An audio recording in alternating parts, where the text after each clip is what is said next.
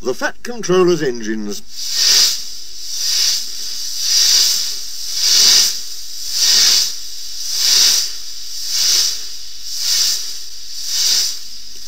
One evening, Thomas brought his last train to the junction.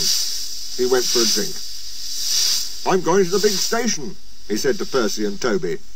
"So are we," they answered. "Do you know," Percy went on, "I think something's up." Toby looked at the sky. "Where?" "Down here, silly," laughed Thomas. "How," asked Toby reasonably, "can something be up when it's down?" "Look," said Thomas excitedly. "Look!" 7 engines from the other railway were coming along the line. "Hello, Ginty," whistled Percy. "Hello, Pug. They're friends of mine," he explained. "I don't know the others." Ginty and Pug whistled cheerfully as they puffed through the station. "What is all this?" asked Thomas. "The Fat Controller's got a plan," answered his driver, "and he's going to tell it to us. Come on." So they followed to the big station at the end of the line, where all the engines had gone. The Fat Controller was waiting for them there.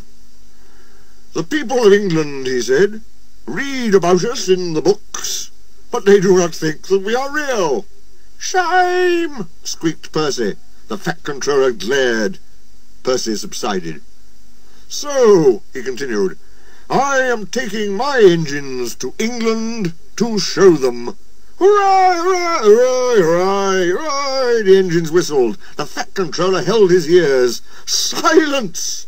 he bellowed. "We start the day after tomorrow at 8 a.m. Meanwhile, as these engines have kindly come from the other railway to take your place, you will show them your work tomorrow." Next day, as Annie and Clarabel were going to England too, Thomas and Ginty practised with some other coaches. Thomas was excited. He began boasting about his race with Bertie. "I whooshed through the tunnel and stopped an inch from the buffers, like this. Crash!" The buffers broke. No one was hurt, but Thomas's front was badly bent. They telephoned the Fat Controller. "I'll send up some men," he said, "but if they can't mend Thomas in time, we'll go to England without him." Next morning, the engines waited at the junction. Toby and Percy were each on a truck, and Duck had pushed them into place behind Edward. Henrietta stood on a siding. The Fat Controller had called her a curiosity. "I wouldn't dream of leaving you behind," he said. "I'll fit you up as my private coach." She felt very grand. Gordon, James and Henry were in front. They whistled impatiently. The Fat Controller paced the platform. He looked at his watch. "1 minute more," he said, turning to the guard. "Beep, beep, beep," whistled Thomas, and panted into the station. Annie and Clarabel twittered anxiously. "We hope we're not late. It isn't quite 8.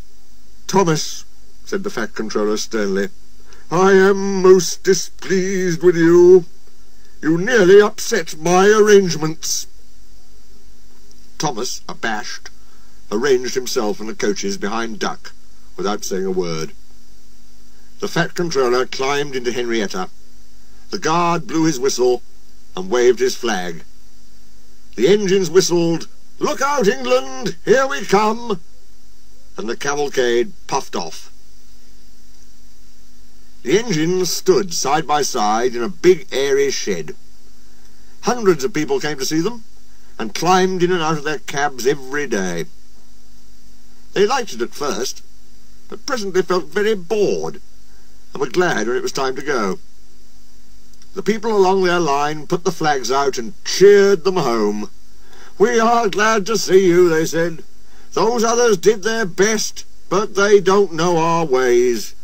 Nothing anywhere can compare with our Fat Controller's engines."